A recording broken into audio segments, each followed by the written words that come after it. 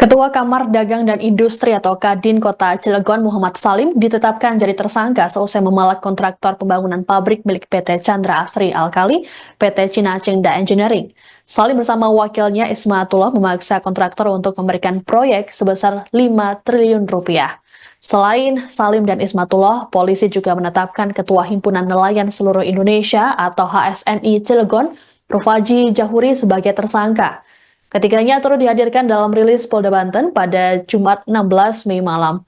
Para tersangka tersebut tampak mengenakan baju tahanan warna oranye seperti kebanyakan tahanan lainnya.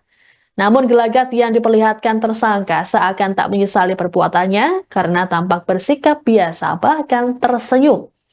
Di Reskrimum Polda Banten, Kombes Pol Dian Setiawan menerangkan peran dari masing-masing tersangka dalam video yang beredar di media sosial, yakni tersangka Ismatullah berperan menggebrak meja dan meminta proyek senilai 5 triliun rupiah untuk Kadin tanpa proses lelang.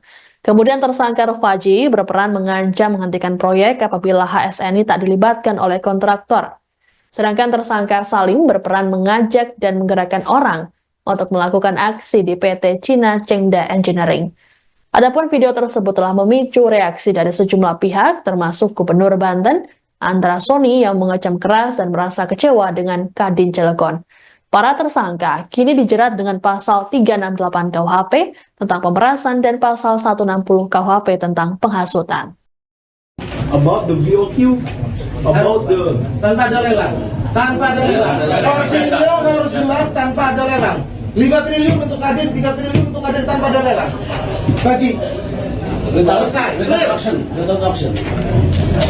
directly. Download Tribun X sekarang. Menghadirkan lokal menjadi Indonesia.